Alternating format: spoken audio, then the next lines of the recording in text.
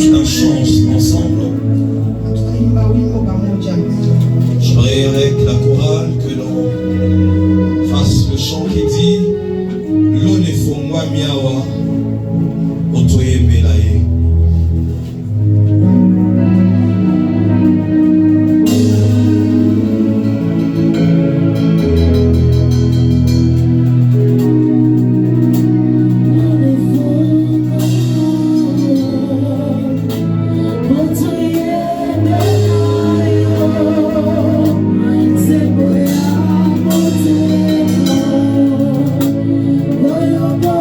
Give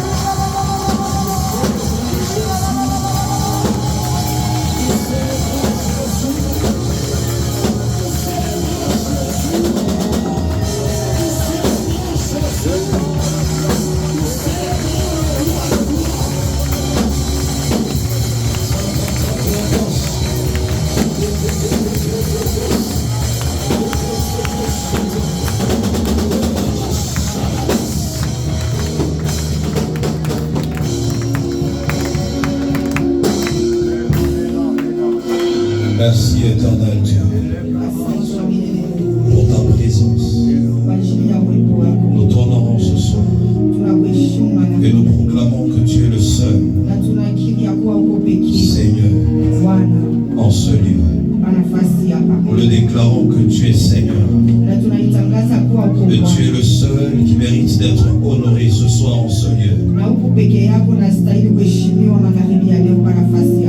Amen. Je reste debout, nous lisons rapidement notre portion d'écriture de base. Nous sommes dans le livre d'Apocalypse. Apocalypse chapitre 3. On va commencer au 7e verset jusqu'au 8e verset. On peut nous le lire si on a trouvé le temps que tu es encore debout pour honorer la parole.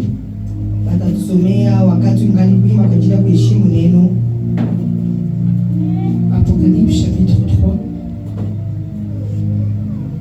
On commence au 7e verset jusqu'au 8e verset. Nous lisons au nom de Jésus.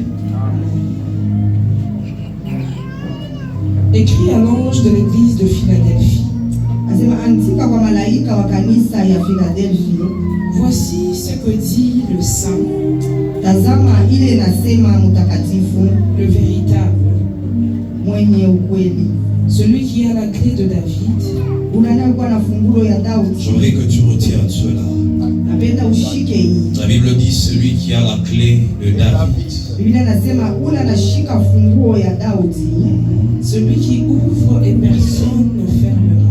Celui qui ouvre et personne ne fermera.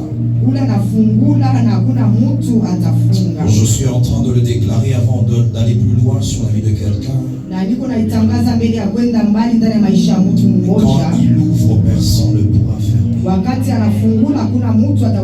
Et ce soir, je suis rassuré qu'il sera en train d'ouvrir des portes dans nos vies au nom de Jésus. Je suis en train de dire que ces portes ne se fermeront pas au nom de Jésus. Celui qui ferme et personne n'ouvrira. Tout ce que le diable a ouvert dans ta vie, les portes qui ont été ouvertes par le diable seront fermées et elles ne s'ouvriront jamais au nom de Jésus. J'étais en train de dire, quand il ferme, personne ne peut ouvrir. Même pas le diable. Car il est le seul qui ne tient la clé. Je connais tes œuvres. Voici parce que tu as peu de puissance et que tu as gardé ma parole et que tu n'as pas renié mon nom. J'ai mis devant toi une porte. C'est ça même notre thème. J'ai mis devant toi une porte que personne ne peut fermer. La Bible dit une porte ouverte. Je crois que vous n'avez pas lu ça. J'ai mis devant toi une porte ouverte que personne ne peut fermer. Amen. Je peux te rasseoir, tu acclames le Seigneur fortement. Dis à ton voisin, il a mis devant toi une porte que personne ne pourra fermer. L'Éternel va mettre devant toi une porte que personne ne pourra fermer. Si ton voisin ne te parle pas, tu peux changer. Tu as le droit de changer de voisin. J'aimerais qu'il retienne le thème. Dis-lui, l'Éternel va mettre devant toi une porte que personne ne pourra fermer et cette porte sera ouverte.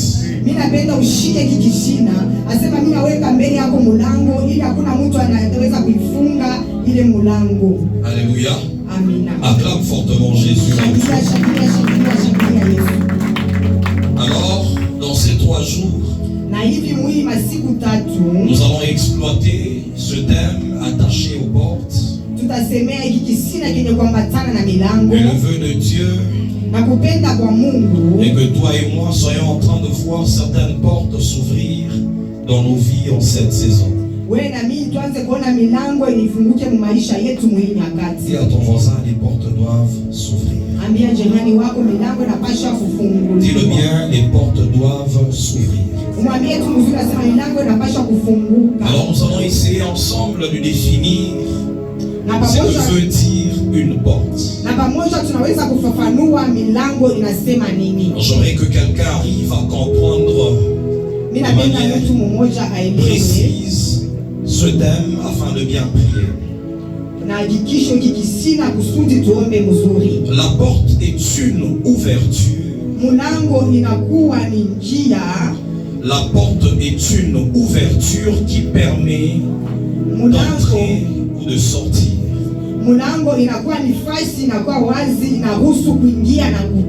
C'est que j'aimerais déjà que tu voies qu'il y a des ouvertures qui permettent à ce que y ait entrée ou sortie. Que ce soit l'entrée des hommes, que ce soit l'entrée des hommes, que ce soit l'entrée des objets ou des choses, tout cela se passe par des portes qui sont des ouvertures qui permettent à ce qu'il y ait ce mouvement d'entrée et de sortie. J'aimerais également dire qu'une porte, c'est également un système d'autorisation.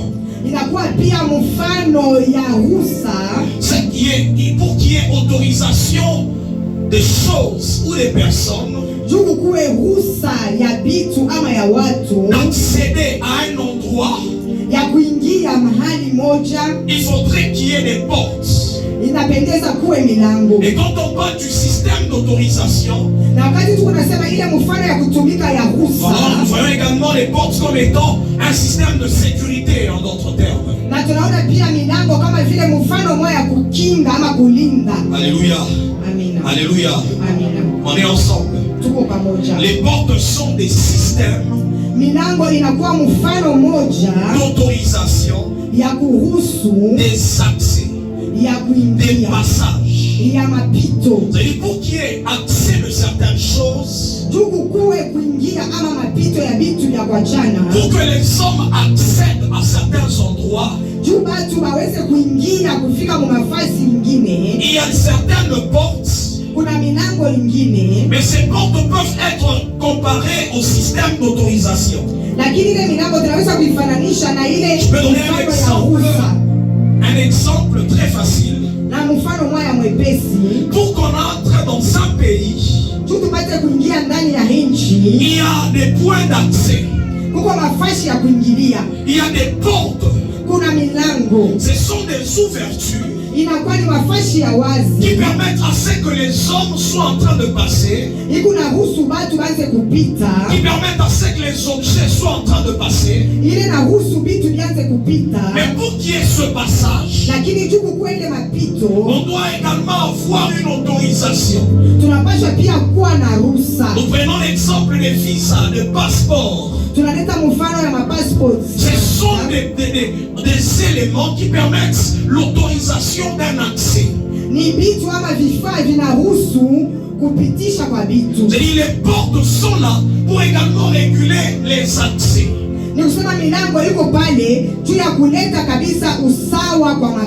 Lorsqu'on parle du système d'autorisation, nous comprenons également que lorsque tu ne passes pas par une porte, il est possible que tu sois comparable à un voleur. C'est que pour accéder à un lieu, à un endroit, il faudrait que tu aies une autorisation qui te permet d'accéder à ce lieu.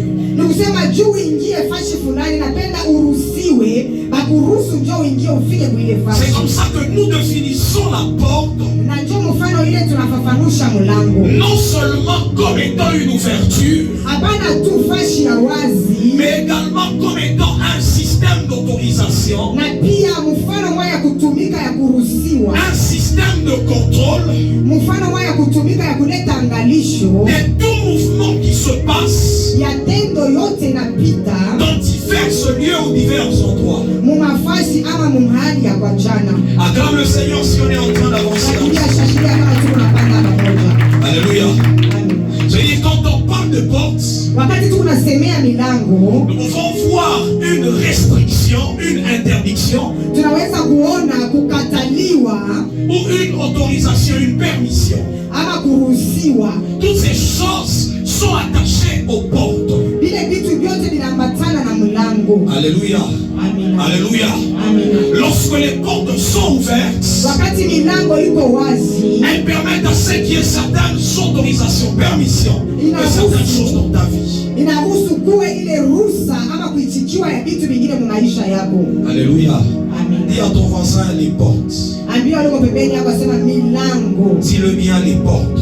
Mwambie tu mzuri asema milango. Je voudrais qu'on nous lise très rapidement le livre de Genèse. Mimi napenda kwa haraka batusomee kitabu cha La Mwanzo. balance nous prépare également le livre de Job.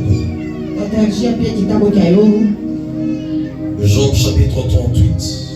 Yobu sura yake 38.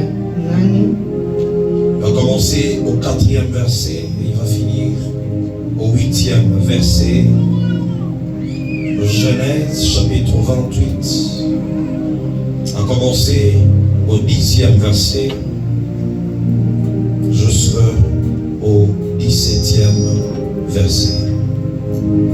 Nous lisons le livre de Genèse 28, du 10e verset au 19e verset au nom de Jésus-Christ. Jacob partit de Beersheba, Yakobo anaenda ku Beersheba, s'en alla à Charan. akienda kule kushamani. Il arriva dans un lieu où il passa la nuit, Anafika mahali moja mule alilala usiku, car le soleil était couché. kwani jua ilikuwa shakulala. Il y prit une pierre dont il fit son chevet, Anabeba jiwe moja akafanya kuwa segemeo ya kichwa et il se coucha dans ces lieux-là. na akalala pa ile fasi. Il eut un songe, Akapata onyo, et voici, na tazama, une échelle était appuyée sur la terre, mungazi moya ilikuwa icha kutegemea pa udongo et son sommet touchait au ciel. na chongo yake ilianza kugusa mbinguni. Et voici les anges de Dieu montaient et descendaient par cette échelle. Na tazama, malaika wa Mungu walianza kupanda na kushuka kupitia ile mungazi. Et voici, Na tazama, l'Éternel se tenait au-dessus d'elle. na wa milele alikuwa anasimama juu yake, Et il dit, na anasema, je suis l'Éternel, niko wa milele, le Dieu d'Abraham Mungu wa Abrahamu et ton père, wa baba yako, et le Dieu d'Isaac. na Mungu wa Isaki. La terre sur laquelle tu es couché, Budongo ambayo unalalia je te la donnerai à toi et à ta postérité. nitakupatia yo na nitapatia pia uzazi Ta wako. postérité sera comme la poussière de la terre. Uzao wako utakuwa kama vile vumbi ya ulongo, Tu t'étendras à l'Occident et à l'Orient, na utaendelea kumashariki na kumagharibi, au septentrion et au midi. katika jua kati na katika kulamuka kwa jua. Et toutes les familles de la terre seront bénies en toi Na majamaa yote ya udongo itabarikiwa ndani yako et en ta postérité. na ndani ya uzao wako. Voici, Tazama, je suis avec toi, niko pamoja nawe, je te garderai partout où tu iras, na nitakulinda mahali yote ambayo et je te utakapokwenda, ramènerai dans ces pays, na nitakupeleka ndani ya ile mji, car je ne t'abandonnerai point, kwani sitakuachilia que je n'ai exécuté ce que je t'ai dit. kama siyatimiza ile ambayo nilichokwambia. Jacob s'éveilla de son sommeil, Yakobo akaamuka mushikizi et wake il dit, na akasema, certainement, kweli kweli l'Éternel est en ces lieux, wa milele eko mahali et hii, moi je ne le savais pas. na miye sikuitambue. Il eut peur Akashikwa na oga et dit na akasema, que ce lieu est redoutable. na ifasi nashangaishwa, C'est ici la maison de Dieu. na ni hapa nyumba ya C'est Mungu, ici la porte des cieux. ni hapa mlango wa mbingu. Et Jacob se leva du bon matin. Na Yakobo akalamuka On asubuhi peut s'arrêter mapema. juste là, on a dit jusqu'à 17. La Bible est en train de dire Biblia iko nasema que Jacob, Yakobo étant dans ce lieu où il s'est retrouvé, anajikuta muile mahali, il a vu un mouvement qui était en train de se passer. akaona tendo moja ilianza kupita. La Bible dit que les anges montaient et descendaient. Biblia inasema malaika walianza kupanda na kushuka. Il y avait un mouvement qui était en ce lieu-là. Kulikuwa tendo moja hapa nafasi pale. Mais il y avait quelque chose qui permet à ce que ce mouvement, qui permettait à ce que ce mouvement se fasse. Na kulikuwa kitu kimoja kiliruhusu ile tendo ianze kupita. Jacob est en train de dire Na Yakobo yuko nasema que c'est ici la porte des cieux. asema ni hapa mulango wa mbingu. C'est pour que même le ciel, Ni kusema hata mbingu pour qu'il agisse dans ta vie, ifike kutenda maishani mwako. il faudrait que certaines portes s'ouvrent Inapendeza milango ingine ifunguke afin que le mouvement soit bien exécuté. kusudi tendo itimilike Il dit vizuri. c'est ici la porte des Asema cieux ni hapa mulango wa mbingu et ce lieu est redoutable. na mahali hii inashangaishwa. Ma prière ce soir sur ta Kuomba vie kwangu magharibi ya leo pa maisha yako, est que les portes célestes s'ouvrent au nom de Jésus. milango ya mbinguni ifunguke mjina la Yesu. Et les portes qui doivent permettre à ce que les anges Milango itaruhusu ya kuwa malaika montent et descendent dans ta vie, apande na bashuke maishani mwako, qu'il y ait des échanges avec le monde uwe spirituel, mabadiliko na ulimwengu wa kiroho. que ces portes s'ouvrent au nom de Jésus. Milango ifunguke mjina la C'est que Yesu. pour que le monde spirituel Nikusema dunia ya kiroho entre en contact avec le monde physique, ingie muhusiano na dunia ya kimwili, pour que le monde spirituel dunia ya kiroho arrive à échanger avec le monde physique. ifike mkubadilisha na hii dunia ya La kimwili. Bible dit qu'il faudrait qu'il y ait des ouvertures, Biblia inasema inapasha kuwe milango, il faudrait qu'il y ait des points d'accès kuwe mafasi ya qui kupitia, permettent à ce que les mouvements soient bien faits. na ile itaruhusu tendo ipitikane mzuri. Je suis en train de le déclarer que Iko dans ces 3 jours, naitangaza sasa muhii mashiku tatu ces portes s'ouvriront dans ile ta vie milango itafunguka maishani et mwako. tu verras les promesses se réaliser dans ta Utaona vie. ile matimiliko ya Je disais, tu seras en contact Nilikuwa nasema utaingia muhusiano avec le monde spirituel na dunia ama ulimwengu wa parce que le kiroho. Seigneur sera en train d'ouvrir Bwana ataanza kufungula les portes qui donneront accès, ile italeta qui vont te mettre en contact avec le monde spirituel. muhusiano na ulimwengu wa kiroho. Dis à ton voisin les portes. Ambia jirani wako milango. Acclame le Seigneur si on est ensemble. Pika pika pika pika pika kama tuko pamoja. Nous comprenons que pour que 2 lieux, Na tunaelewa sema juu kukuwe mafashi pour mbili, que même 2 mondes hata madunia ama ulimwengu mbili entrent en contact, ianze kupatana, ingie muhusiano, il faudrait que les portes soient ouvertes. inapendeza milango iwe wazi. On va nous lire Job. Hata tusomea kitabu cha Yobu. Job 38. Nous lisons des 4 jusqu'à 8 au nom de Jésus. Amen. Il est écrit, Imeandikwa, où était-il asema ulikuwa wapi quand je fondais la terre? wakati nilianza kutunga bulongo? Dis-le, Ubambie, dis-le. uiseme Si tu as de l'intelligence, kama uko na akili. qui en a fixé les dimensions? Nani alitia misingi? Le sais-tu? Unamtambua au unamjua? Ou qui a étendu sur elle le cordeau? Au nani aliweka juu yake ile inakuwa misingi? Sur quoi ces bases sont-elles appuyées? Asema misingi yake inategemea juu ya nini? Ou qui en a posé la pierre angulaire? Au nani aliweka ile jiwe na pembe? Alors que les étoiles du matin chantaient, Na pale manyota ya asubuhi ilikuwa naimba, je m'excuse, alors que les étoiles du matin éclataient en chantant d'allégresse. pale manyota ya asubuhi ilianza kuangala ikifurahi na kuimba, Et que tous les fils de Dieu poussaient des cris de joie. na pale watoto wote wa Mungu wanaanza kutoa lalamiko ya furaha. Oui, c'est le plus important. Le 8e verset dit ceci: qui a fermé la mer avec des portes? Qui a fermé la bahari mer na milango avec les portes Quand elle s'élance du sein maternel, wakati inatoka mukifua kya uzazi? Acclame le Seigneur si tu es en train de comprendre. Shangilia, shangilia, shangilia kama unaelewa. C'est Dieu lui-même qui est en train de parler. Hapa ni Mungu peke yake anasema. Il dit, qui a fermé la mer avec des portes? Asema nani alifunga bahari na milango? Parce que même quand on voit la mer, wakati tunaona bahari ama motoni, il y a certaines portes. Kuna milango ingine, il y a certaines portes ou des ouvertures, kuna milango ingine ama mapito qui permettent d'accéder à certaines dimensions attachées aux eaux. ile nahusu kuingia mmatua ingine ni kuambatana na maji. C'est que Dieu lui-même, quand il parle dans sa parole, peke yake Mungu wakati yuko anasema ndani ya neno yake, il révèle qu'il y a des portes.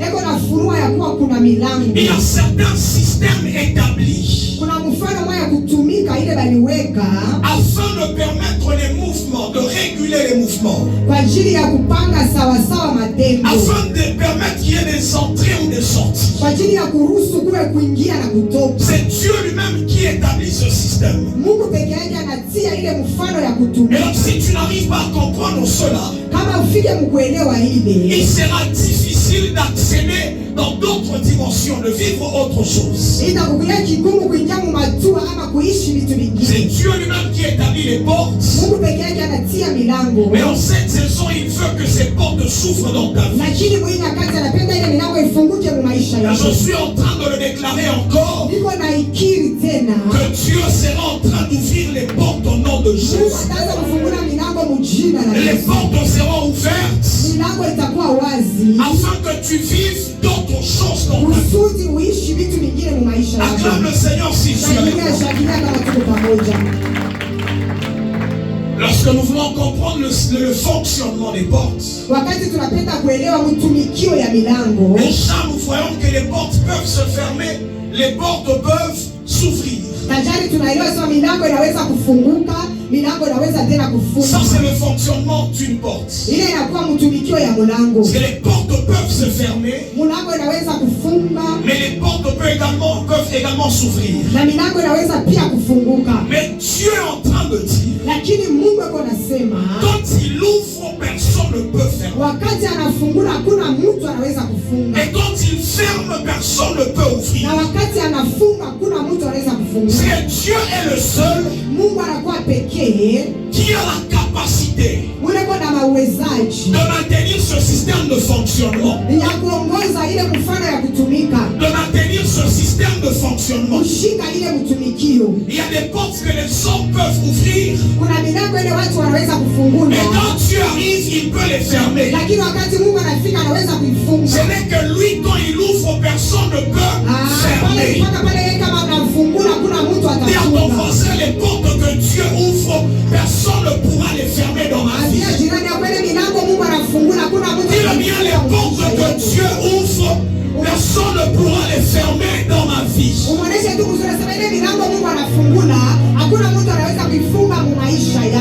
Alléluia. Amen.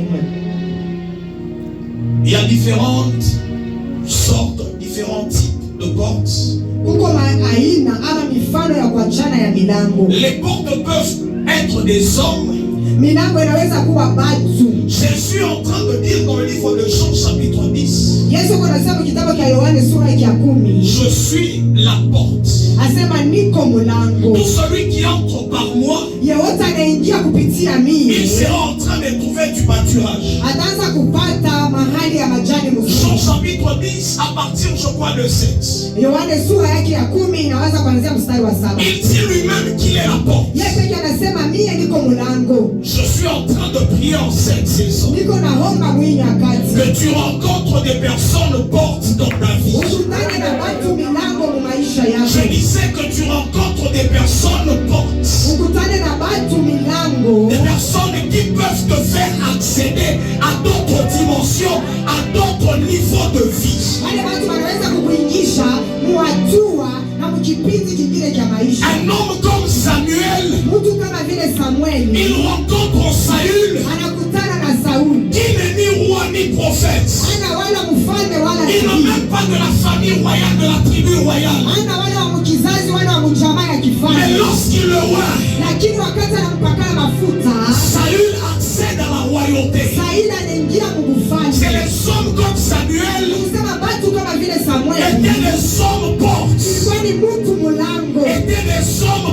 Ifanye batu milango. Que Dieu te donne en cette saison Mungu akuwezeshe mwili wakati. de rencontrer les hommes Ukutane na batu. qui vont te permettre d'accéder Kuruhusu kuingia. à l'autre dimension de ta vie. Hatua ingine ya maisha. Que ce soit spirituellement, Asema iwe hatua ya que ce kiroho. soit physiquement, matériellement. Ili ana mwili. Que tu rencontres des personnes fortes au nom de Jésus. Jina la Yesu. Dis à ton voisin, Dieu fera afin que tu rencontres des personnes fortes. Onesha leo bebela kusema Mungu atafanya nikutane na batu milango. Dis-le bien que Dieu te fasse rencontrer des personnes fortes. Onesha tu mzuri asema Mungu akukutanishe na batu milango. Acclame le Seigneur. Shangilia, shangilia, shangilia, shangilia Bwana. Les portes peuvent être des situations ou des circonstances que tu rencontres dans ta vie. Milango inaweza kuwa mamambo ama majira ile utakutana nayo mu maisha. Dis à ton voisin que tout problème n'est pas un obstacle. Onesha leo pembeni ama sema magumu yote haina kizuio. Mais il y a certains problèmes, certaines situations Lakini kuna majira, kuna magumu ingine. qui arriveront dans ta vie Kile tafika mu maisha afin yako. de t'amener à vivre autre chose. Kusudi kupeleke uishi vitu vingine. 1 Samuel chapitre 17, on nous parle de l'histoire de David. On nous dit que David, il voit Goliath. Anasema Daudi anaona Goliati. Les autres sont en train de fuir. Watu wengine bado wanakimbia. Les autres voient il y a un problème. Watu wengine wanaona magumu maneno. Israël voit une bataille. Israeli anaona vita. Mais David voit une opportunité. Lakini Daudi anaona bahati. Il voit que derrière ce combat, Anaona sema nyuma ya hii vita. il y a une porte qui me permettra d'entrer dans la royauté. Itaniruhusu kuingia mfalme. Je suis en train de déclarer sur ta Niko vie naitangaza kwa maisha yako. que les situations qui viendront, Asema ile majira ile takuja. les problèmes que tu vas rencontrer, Magumu ambayo utakutana nayo. que ce soit des portes Iwe milango. qui te permettront d'entrer dans ta gloire, Itakuruhusu kuingia qui mtukufu te wako. permettront de vivre de nouvelles choses. Itakuruhusu uishi vitu Je vipya. parle à quelqu'un qui se plaignait, Sema na mtu mmoja anaweza qui kujiuliza. voyait des combats dans sa vie, Unaona vita mu maisha qui yako. a certaines portes Kuna milango qui ingine. se cachent derrière les combats. Inaficha Il y jina. a certaines portes Kuna milango qui ingine. se cachent derrière les géants. Kisha kufichana. Là où les autres verront les géants, Wale watu wengine wataona que makabani. Dieu ouvre tes yeux Ili Mungu afungule macho afin que yako. tu voies les portes cachées. Usione milango Que ya Dieu ouvre tes yeux Mungu afungule macho afin que tu yako. voies les opportunités. Usione mabahati. Derrière ces situations, Nyuma ya ile derrière ces circonstances, Nyuma ya ile majira. dis à ton voisin, ne crains plus les Jirani problèmes. yako usiogope tena magumu. Il ne craint plus certaines situations autour de toi. Wakati mzuri anasema usiogope tena magumu. Mais ma prière, Lakini maombi yangu c'est que le Seigneur arrive à fermer Bwana afike mkufunga toutes ces portes du diable milango yote ya shetani. qui s'ouvraient pour t'amener à vivre les malheurs au nom de Jésus. Ukajue uishi lahana ni jina la Toutes Yesu. les portes qui s'ouvraient Milango yote ilianza kufunguka par l'autorisation de l'ennemi kupitia ruhusa ya adui. afin que tu tombes dans certains pièges. Kusudi waanguke ndani ya Ce soir, je déclare siku ya leo na la fermeture de ces portes na ile dans milango le nom de Jésus. jina la Yesu. Les portes des maladies Milango ya magonjwa que le diable était en train d'ouvrir, shetani alianza je kufunguka. déclare que ces portes se ferment. Magharibi ya leo milango Les ifunguke. portes de ces problèmes Milango ya ile magumu qui ne vont pas t'amener dans la gloire, inaweza kupeleka ces portes se ferment au nom de Jésus. Je déclare la fermeture. Natangaza kufunga. Oh, je me tiens comme Élie. Simama kama Elia. Je me tiens comme Élie. Simama kama vile Elia. Si Élie pouvait me fermer le ciel, Kama Elia aliweza kufunga mbingu. s'il pouvait fermer la pluie, Aliweza kufunga mvula. je déclare au nom de Jésus Natangaza mjina la Yesu. que les portes de l'ennemi Milango ya adui sont en train de se fermer. inafungwa. Sont en train de se fermer. Au nom de Jésus, par la clé de David, nous sommes en train de fermer la clé de l'ennemi, les portes de l'ennemi, les portes de l'ennemi. Au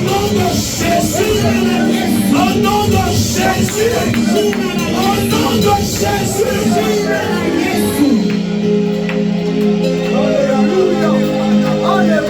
Que ces portes se ferment ce soir. Ile milango ifungwe magharibi ya leo. Mais que seules les portes Lakini peke milango qui doivent t'amener à vivre la gloire, ile inapaswa kukupeleka kuishi utukufu. que ces portes commencent à s'ouvrir dans ta vie. Au nom Ile de milango Jésus. iweze kufunguka maisha yako. Il dit quand j'ouvre, personne ne peut fermer. Wakati nafungula kuna mtu Quand atafunga. j'ouvre, personne ne peut fermer. Wakati nafungula kuna mtu Je atafunga. suis en train d'interdire Niko nakataza au monde de ténèbres ce soir dunia ya giza magharibi ya de leo. fermer toutes ces portes qui doivent t'amener dans la gloire.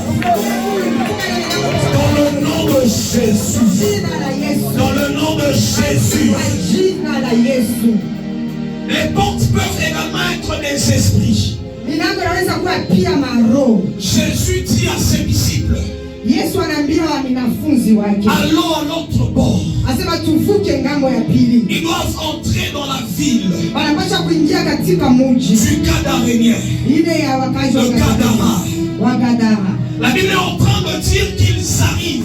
Biblia inasema wakati wanafika, Lorsqu'ils descendent de la barque, wakati wanashuka katika merikebu, la première personne, le premier être qui rencontre Jésus, asema mtu wa kwanza ama kiumbe cha kwanza kinakutana na Yesu c'est l'esprit. ni roho. La Bible est en train de dire qu'il faut un homme possédé d'esprit Biblia inasema naona mtu mwenye kushikwa na maroho qui va pour le rencontrer. anaenda kukutana Et naye. qu'y a-t-il entre nous et toi? Wewe na mie ni nini katikati? C'est cet esprit Ni kusema ni ile roho qui contrôlait ile ilianza kuangalisha toute la ville ile mji yote où Jésus devait entrer. mule Yesu alipasha kuingia. C'est que même pour accéder à un territoire dans une ville, Pamoja juu ya kuingia ndani ya mji, il y a certains esprits qui gardent les territoires, kuko maroho ingine kunachunga mafashi les quartiers, ina mitaa les pays. mahiji Partout où nous voulons accéder, fashi yote ile tunapenda kwenda. il y a le point d'accès et il y a des esprits qui gardent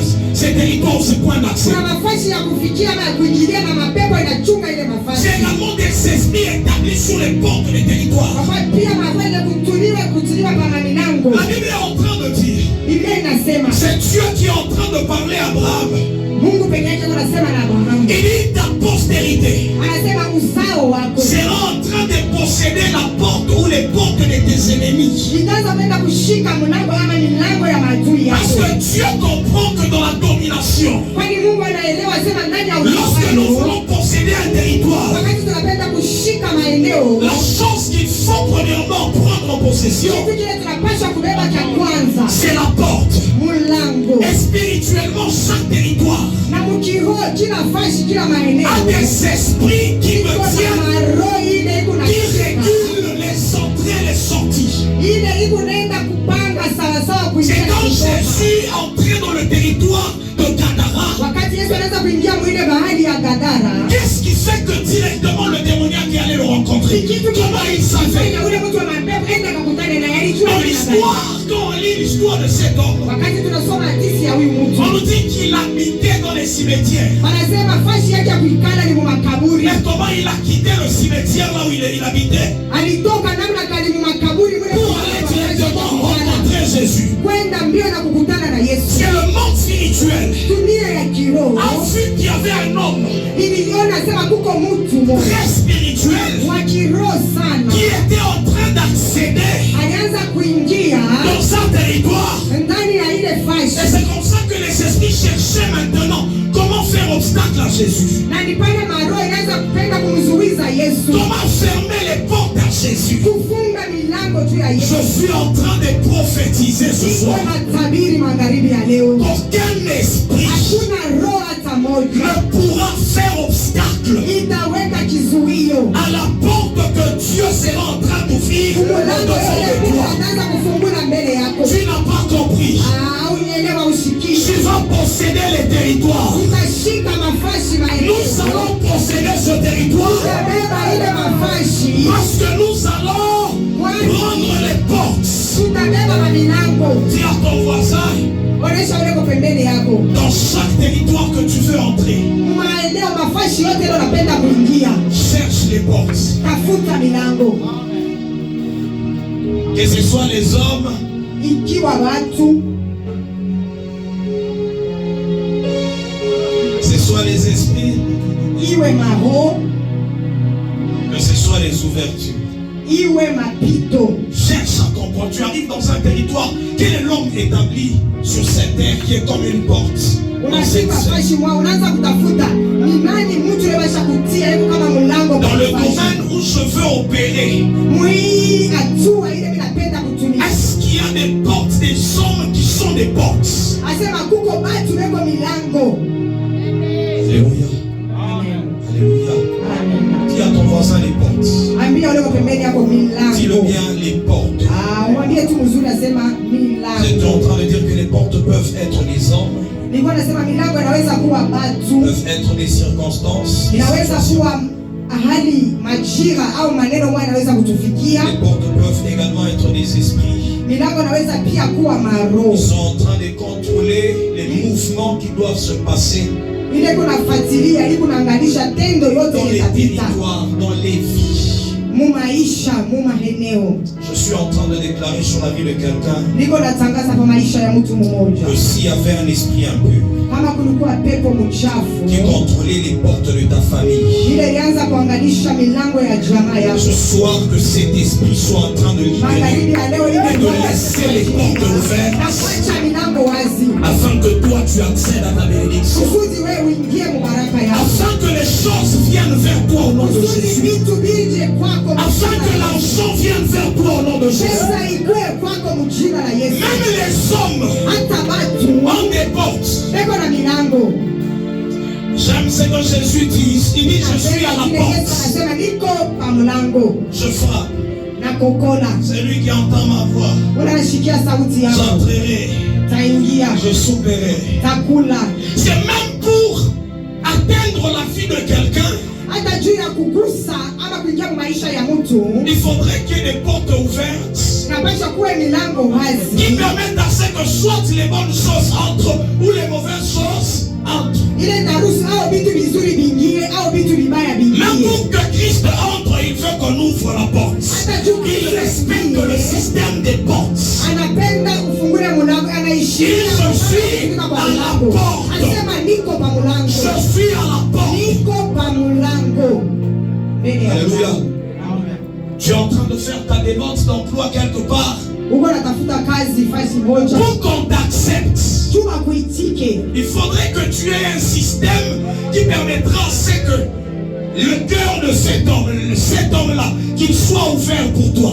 asema inapasha kuwe mfano mmoja ya kutumika tu, roho ya ule mtu iwe wazi mbele yako. Je suis en train de déclarer sur ta vie Niko natangaza mu que maisha tout yako, celui que tu rencontreras yeyote unatakutana naye sera en train d'ouvrir les portes ataanza kufungula milango, que Dieu te donne, ses potentialités, ses capacités. akupatie ile Quand mawezaji. tu parleras, Hata wakati utasema, que tes paroles accèdent dans les vies des gens. misemo yako ingie mu maisha ya watu, Parce que les portes seront en train de s'ouvrir kwani milango au nom de Jésus. jina la Yesu, Au nom de Jésus.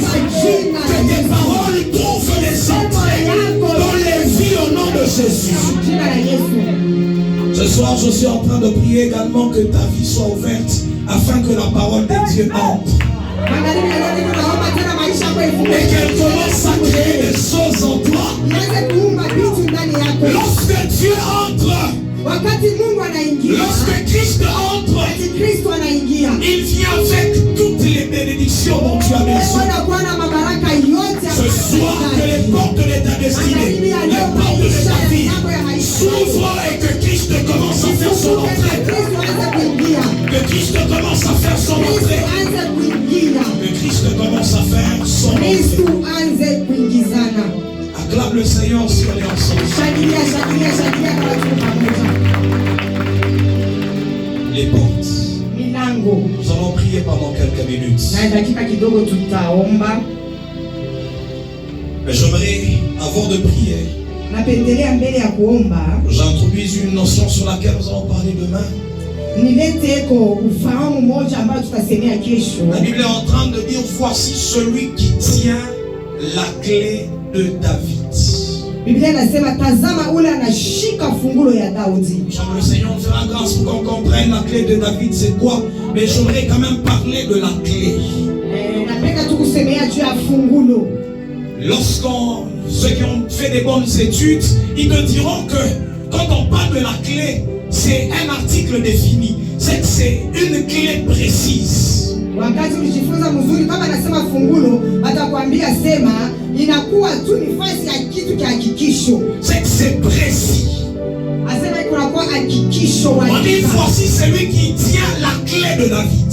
Asema tazama ule anashika fungulo ya Daudi. C'est qu'il y a une clé bien précise. Kusema kuko fungulo moja yenye kujulikana mzuri. Et qui permet à ce que quand on ouvre la porte ne peut pas se fermer. Ile darusu wakati wanafungula mlango haitaweza kufungua. C'est-à-dire que toutes les clés ne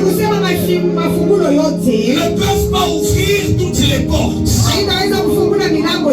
Ce n'est pas que si tu as une clé de la maison, tu vas aller ouvrir le véhicule, la voiture. C'est que la chose qui permet à ce que les portes s'ouvrent, c'est la compréhension de la précision des clés qu'on utilise face aux portes. Dis à ton voisin, il y a des clés différentes. Je vous ai donné les clés du royaume. La clé de la connaissance. Ici on nous parle de la clé de David. Il y a une clé pour tous les domaines que tu veux. La clé te permet de prendre autorité sur ce dont tu as besoin. On peut avoir le véhicule dans la parcelle, mais si nous perdons la clé, il n'y a rien qui prouve que c'est notre véhicule.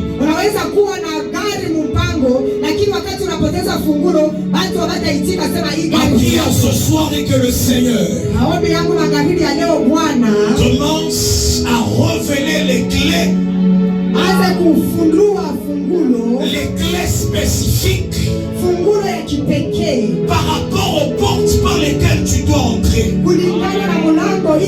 Les clés du prophétique, les clés de la puissance, les clés des miracles, les clés dans le domaine financier.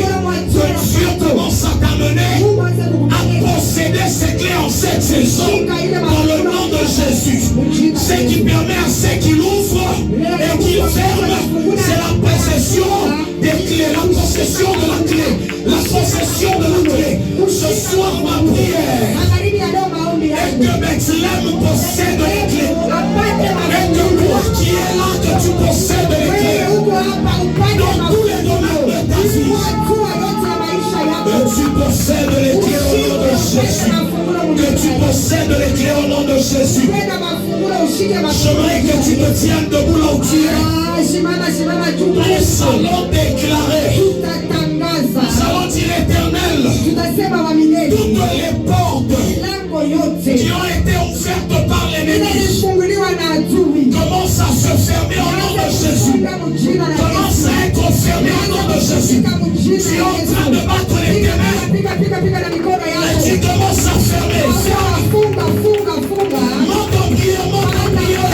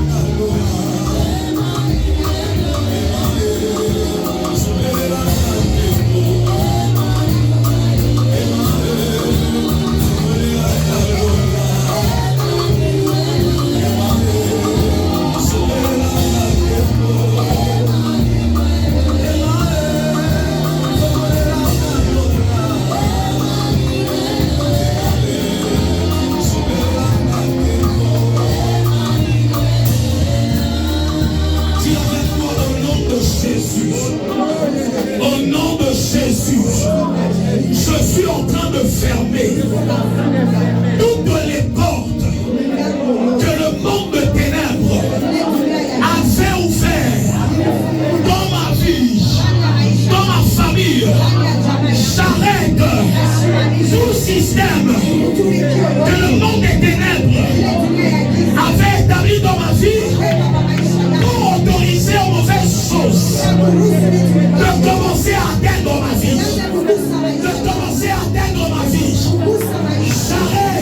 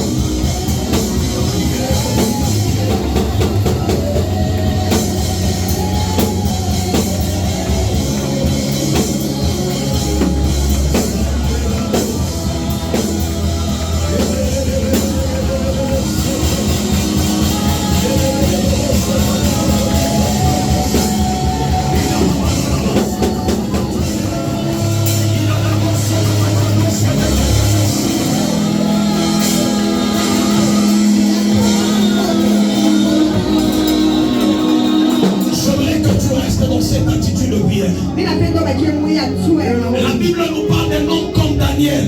Biblia inatuonyesha mtu kama vile Daniel. Daniel était en train de prier. Daniel alianza kuomba. Mais la Bible est en train de nous dire, Lakini Biblia inatuonyesha quand Dieu a libéré un ange, wakati Mungu aliachilia malaika, quand Dieu a libéré Gabriel, wakati Mungu aliachilia pour Gabriel, venir donner la réponse, sio kwa kuleta jibu. un esprit Roho moya, impur roho moya mchafu qui était établi sur Babylone, ile walitia juu ya Babiloni, il est allé pour faire obstacle à l'ange Gabriel.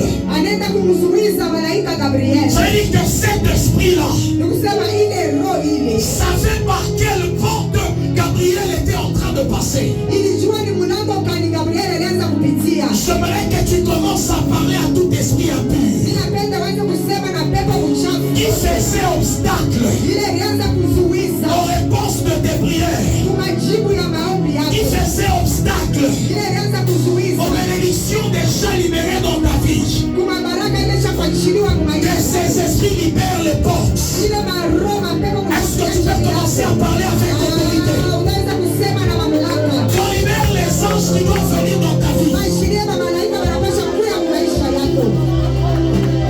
Je vais t'entendre prier. Ninapenda kukusikia ukiomba.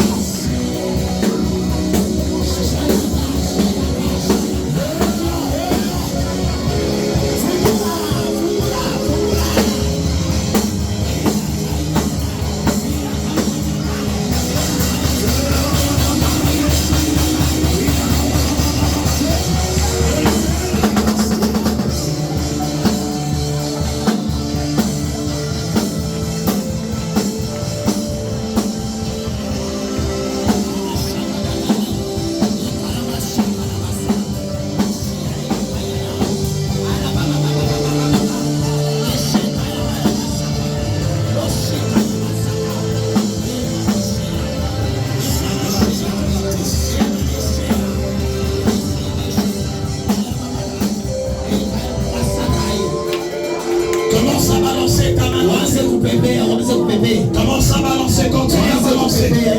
Balance ta main, balance. Sois concentré, ne sois pas dans la distraction.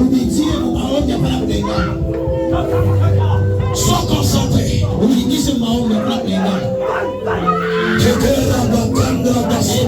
Seigneur l'esprit, le temps que tu es en train de le faire, je déclare maintenant que les portes que le diable était en train de fermer commencent à s'ouvrir. Je parle à tout esprit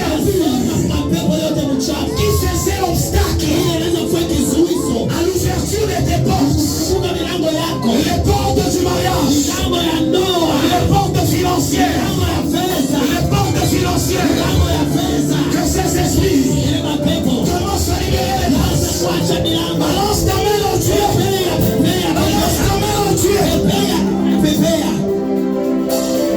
Shaka brakata brakata brakata. Ebrosakani matali katosha. Continue. Continue. Rima comprendre d'avancer en ce temps. Ensuite, tu feras de temps pour aidez-la.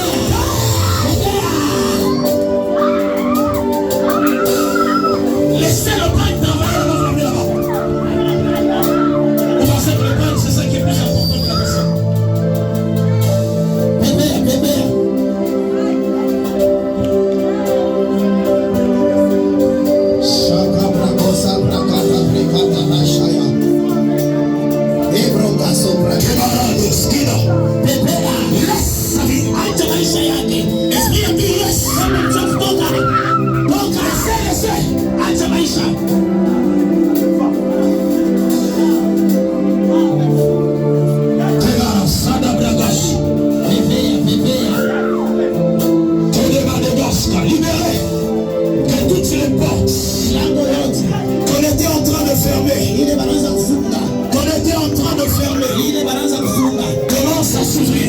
Au nom de Jésus.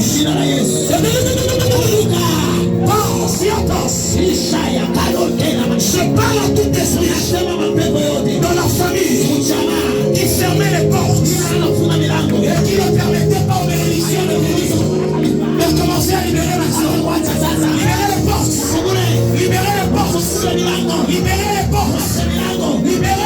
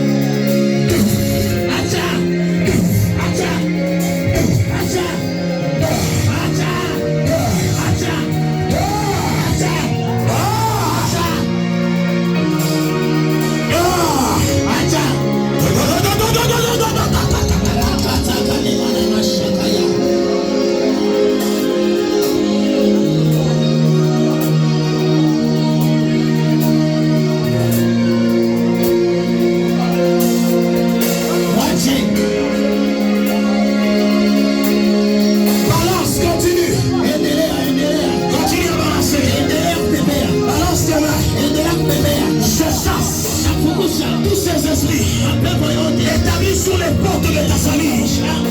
Établis sur les portes de ta famille. Établis sur les portes de ta famille. Établis sur les portes de ta famille. Je les chasse à la Fukusa.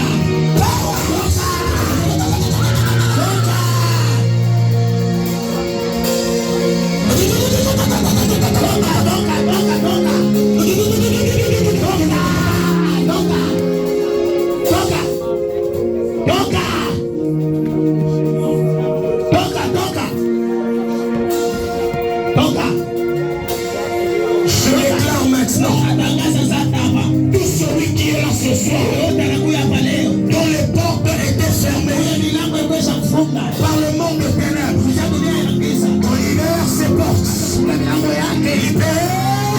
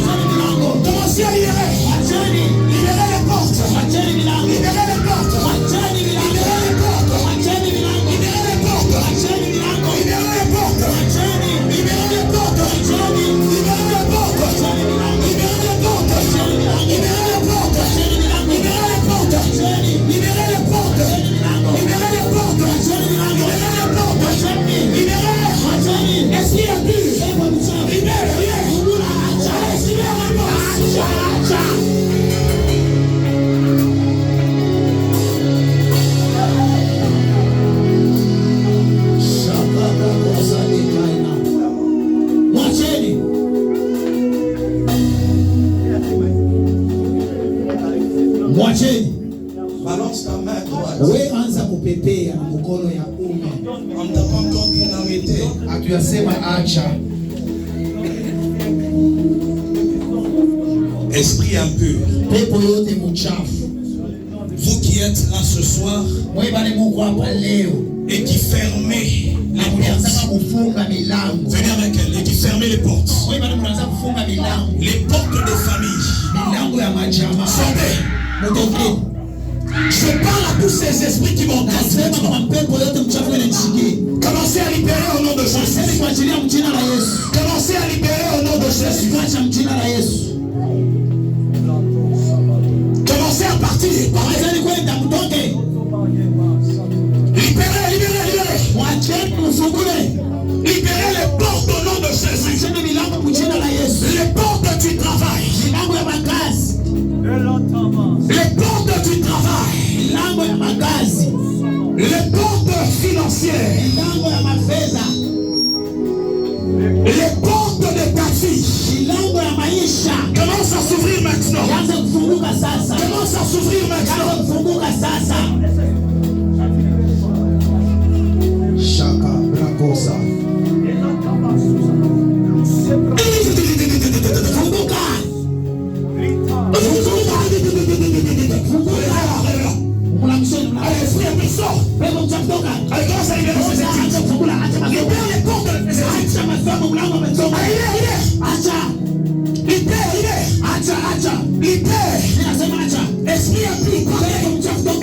Commencez à laisser les portes ouvertes. Je déclare maintenant que seuls les anges commencent à monter et à descendre sur les vies des gens maintenant. Je déclare qu'un mouvement des anges commence. Un mouvement des anges commence. Un mouvement des anges commence. L'esprit qui te visitait la nuit, qui venait dans ta vie, qui est de la solidité.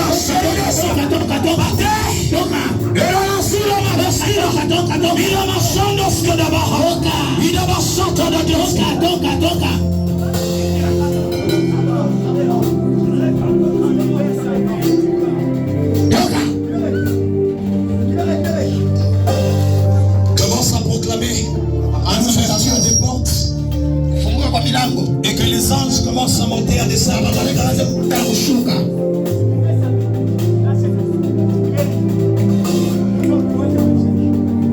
Commencez à déclarer, déclare. Les portes de ta vie sont ouvertes.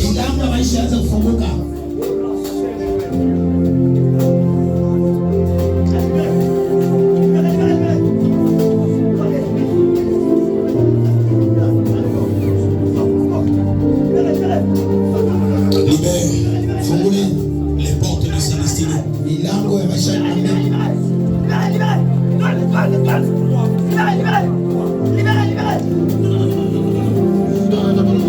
Déclare.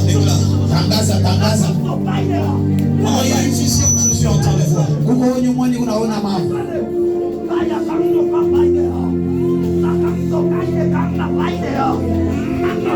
Il y a une vision que je suis en train de voir. Je suis en train de voir dans le monde spirituel. Le temps qu'on est en train de prier, je vois qu'on est en train de fermer une porte. Et lorsque je me rapproche de la porte, je vois comme un serpent qui était en train de quitter de cette porte. On me dit qu'il y avait des autels qui étaient élevés dans votre vie. Et il y avait des esprits sous forme des serpents. Et curieusement, je vois même dans certaines visions et dans des songes. Dans des visions et dans des songes, je vous vois en train de voir certains animaux. Je vous vois en train de voir des animaux dans vos songes. Et l'esprit est en train de me dire il y avait des portes qui étaient ouvertes dans votre vie. Il y avait des portes qui étaient ouvertes dans votre vie. Parce qu'il y avait des autels. Il y avait des autels que le diable était en train de prendre comme point d'accès. Les hôtels que les ancêtres ont eu à faire étaient en train de faire à ce que les esprits impurs agissent dans votre vie. Mais le temps que j'étais en train de prier, j'ai vu ces portes-là commencer à se fermer. J'ai vu un vent violent qui était en train de fermer des portes sur vous. Mais je vous ai vu en train de faire un service traiteur. En train de faire un service traiteur. Je vous ai vu commencer à faire certains défis dans des restaurants, dans des mariages. Et on me dit qu'il y a des choses attachées à la restauration.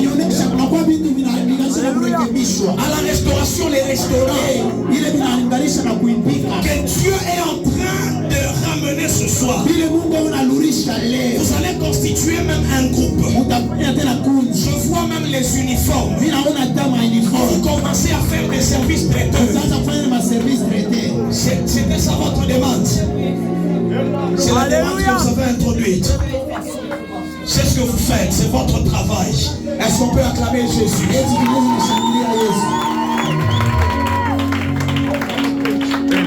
Je vois un service traiteur. Et vous êtes en train de prendre certaines personnes. Je vois des gens en uniforme et vous travaillez avec ces gens-là. Et Dieu dit qu'il accepte de faire ces choses avec vous. Maman, ne vous inquiétez plus de choses passées. C'est ce que Dieu veut dire. Parce que Dieu est au point de faire de nouvelles choses. Les portes qui étaient fermées, oubliez-les. Dieu est au point d'ouvrir de nouvelles portes. Et ces portes vont vous amener dans la restauration financière. C'est ce que Dieu est en train de me dire maintenant. La saison des pleurs est en train de s'arrêter. La saison des pleurs est en train de s'arrêter. Est-ce que tu peux déclarer sur le domaine du travail que Dieu restaure ce domaine-là? Que Dieu ferme toutes ces portes qui étaient ouvertes par tes ancêtres, qui donnaient l'accès aux esprits impurs.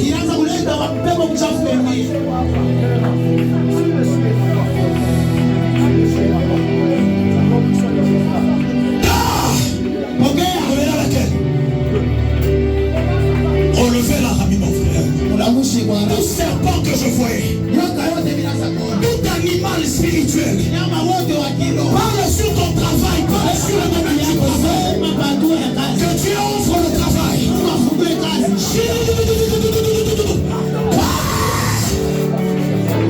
Tout serpent et tout animal, tout animal spirituel qui était en train de visiter notre maison, je l'ordonne ce soir de commencer à libérer.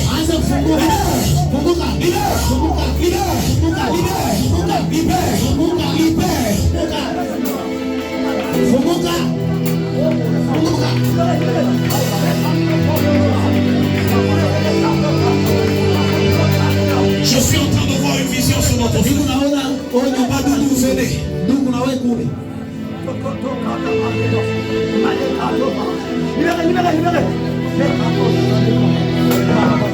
Aidez-nous à relever la société.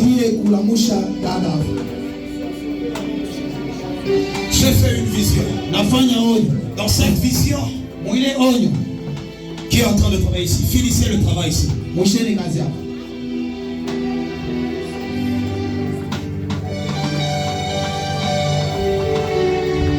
J'ai fait une vision. Dans cette vision, je vois, on est en train de dire, permettez à ce que Douglas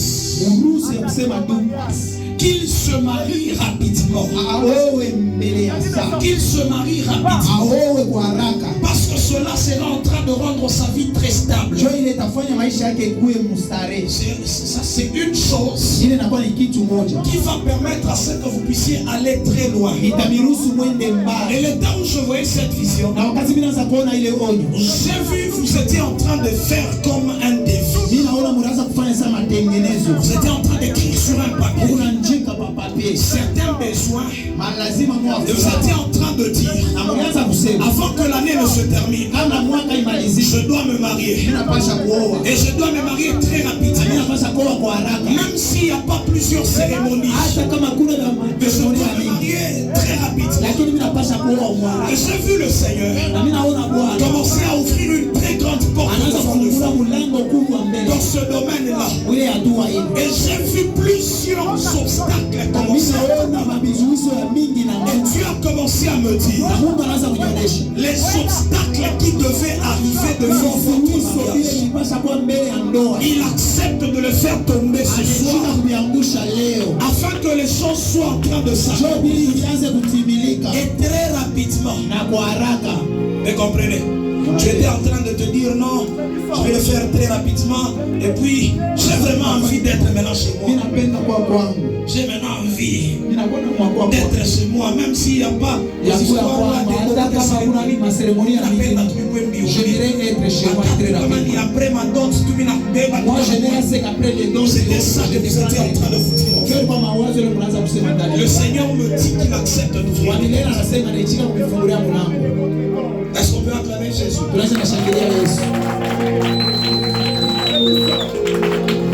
Je suis en train de voir les épargnes qui sont en train de monter.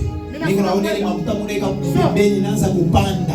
en train de monter. Et Dieu me dit, le finance ne sera plus un problème.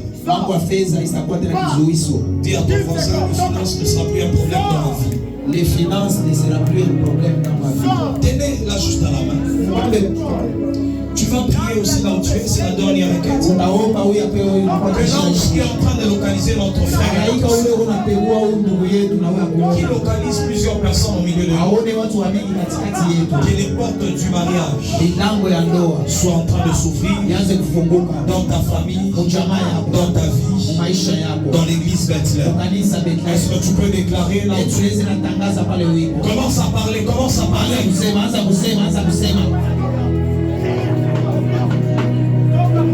Est-ce que tu peux parler sur le domaine du mariage? Sur tes enfants, si ce sont tes enfants, parle.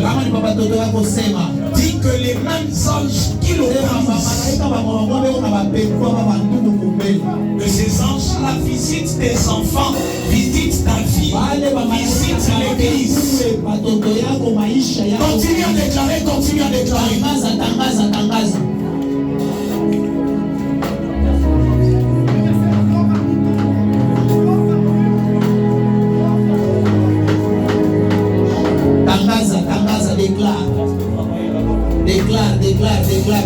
Déclare.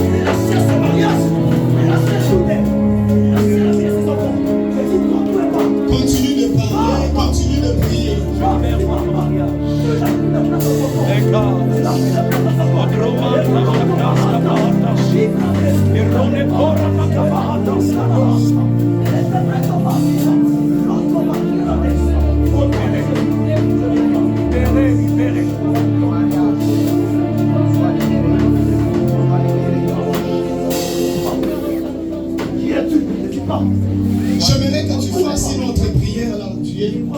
Tu vas dire, Seigneur, j'aimerais vivre à partir de ce soir l'ouverture de toute porte spirituelle de bonheur attachée à ma vie. Est-ce que tu peux lever ta voix et commencer à parler? Commence à parler dans ta prière. Tu peux battre des mains, prie.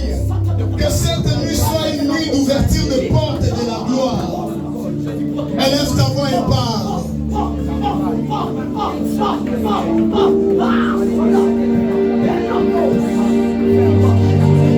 Élève ta voix et parle là où tu es.